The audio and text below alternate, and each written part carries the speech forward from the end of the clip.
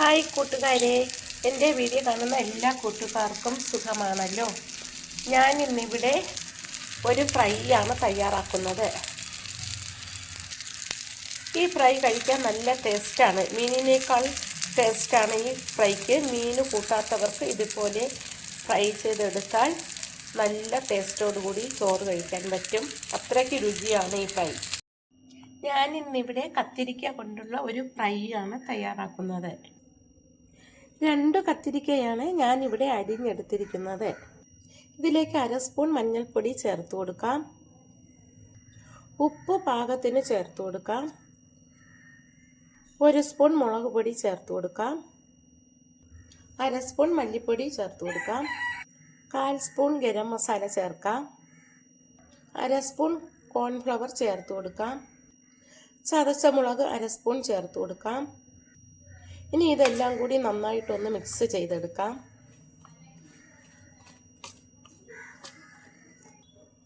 ഇത് കൈവച്ച് മിക്സ് ചെയ്യുമ്പോൾ ഒരു സ്പൂൺ വെള്ളം കൂടി അതിൽ ചേർത്തിട്ട് മിക്സ് ചെയ്യണം. എന്നാലേ ഈ പൊടികളൊക്കെ ഒന്ന് ഇതിനോട് യോജിക്കുകയുള്ളൂ. അതുകൊണ്ട് കുറച്ച് വെള്ളമൊഴിച്ച് മിക്സ് ചെയ്തെടുക്കാം. ഇതിലേക്ക് കുറച്ച് കറിവേപ്പില അരിഞ്ഞത് ചേർത്ത് കൊടുക്കാം. വലിയ ഇലയായതുകൊണ്ടാണ് ഇതിലേക്ക് അരിഞ്ഞിട്ട് കൊടുക്കുന്നത്. കുറച്ച് മല്ലിയിലയും കൂടി ചേർത്ത് കൊടുക്കാം. മല്ലിയില ഇഷ്ടമുണ്ടെങ്കിൽ ചേർത്താൽ മതിയാകും. ഞാനിവിടെ കുറച്ച് മല്ലിയില കൂടി ചേർക്കുന്നുണ്ട്. ഇതെല്ലാം മിക്സ് ചെയ്തിട്ട് ഒരു 5 മിനിറ്റ് സമയം ഉപ്പും മുളകുമൊക്കെ പിടിക്കാൻ വേണ്ടി മാറ്റി വയ്ക്കാം. ഇനി ഒരു പാൻ ചൂടാകുമ്പോൾ അതിലേക്ക് കത്തിരിക്ക ഫ്രൈക്ക് ആവശ്യത്തിന് വെളിച്ചെണ്ണ ഒഴിച്ചു കൊടുക്കാം. എണ്ണ ചൂടാകുമ്പോൾ അതിലേക്ക് ഓരോ പീസുകളായിട്ട് വച്ചു കൊടുക്കാം.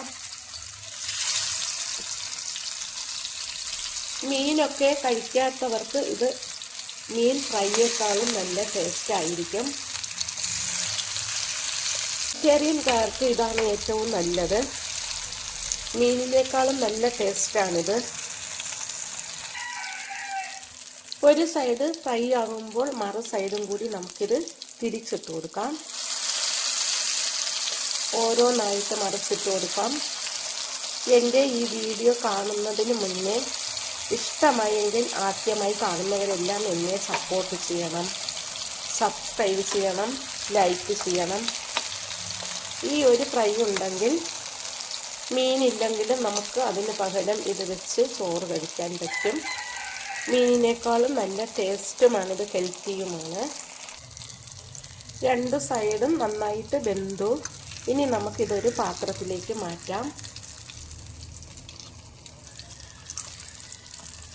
മീനില്ലാത്ത സമയത്ത് 5 മിനിറ്റ് കൊണ്ട് തന്നെ നമുക്കിത് ഫ്രൈ ആക്കി എടുക്കാൻ പറ്റും. ഇതുപോലെ തയ്യാറാക്കിയാൽ ഒരു സാമ്പാറോ പുളിശ്ശേരിയോ ഉണ്ടെങ്കിൽ ഇത് മാത്രം മതിയാകും കഴിക്കാനായിട്ട്. എൻ്റെ വീഡിയോ ഇഷ്ടമായെങ്കിൽ എല്ലാവരും എന്നെ സപ്പോർട്ട് ചെയ്യണം. Thank you.